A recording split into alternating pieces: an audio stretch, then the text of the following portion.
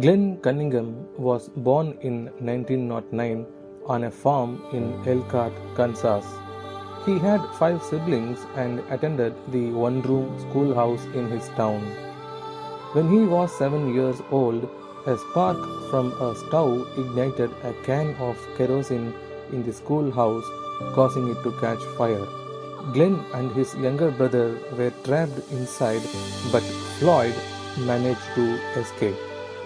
Glenn, on the other hand, suffered severe burns and was left for nearly dead. The doctors who treated Glenn initially believed that he could never walk again. They told his mother that he was doomed to be a lifetime cripple with no use of his lower limbs, and it would be better if he had died. However, Glenn's mother refused to let the doctors amputate his legs. Glenn was determined to recover, and he underwent numerous skin graft surgeries and months of rehabilitation to regain the use of his legs. His legs were permanently damaged and he was forced to wear braces. Despite his condition, Glenn was determined to walk unaided. One sunny day, his mother wheeled him outside to get some fresh air, and instead of sitting there, he threw himself from the chair. Glenn pulled himself across the grass, dragging his legs behind him until he reached the white picket fence bordering their lot. He raised himself up on the fence and began dragging himself along it stake by stake, resolved to walk.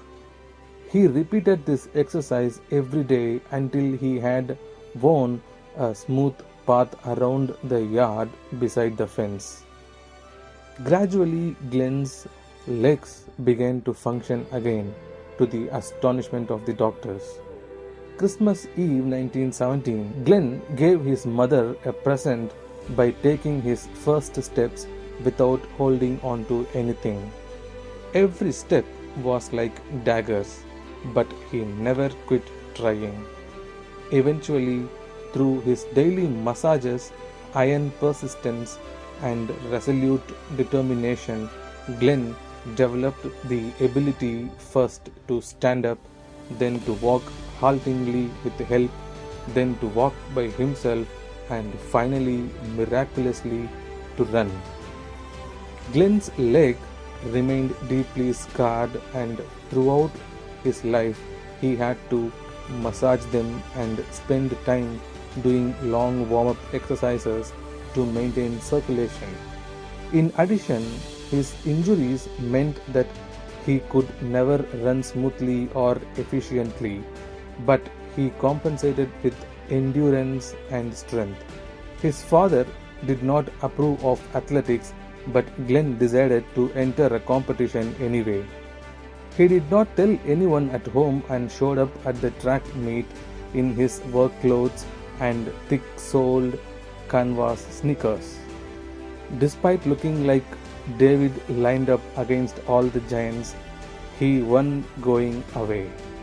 However, he got a whipping from his father that evening when he got home. Decades later, he would call that race the biggest of his life, a monumental statement considering the races to come in his future. In high school, Glenn became a multi-sport athlete, competing in football, basketball, and track. Due to his various circulation problems caused by his childhood accident, he required long, extensive warm-ups before any athletic activities. Later in college, he made a track team where his tremendous determination paid off. He eventually received the nickname called the Kansas Flyer. An athlete who survived severe burns on his legs as a youth, Glenn Cunningham was one of the world's top middle distance runners during the 1930s, winning the prestigious Sullivan Award in 1933 as the nation's top amateur athlete. In 1934, Glenn ran a mile run. He ran the mile run in just 4 minutes and 6.8 seconds and set a world record. Later, in 1936 Olympics, he went on to win a silver medal in the 1500-meter race. Cunningham also excelled in his education as he earned a master's degree from the University of Iowa in 1936 and also a PhD in 1940. He taught at Cornell from 1940 to 1944. He later joined the Navy to serve his country. Cunningham, motivated through his talks, encouraged wounded soldiers and helped to create physical training programs.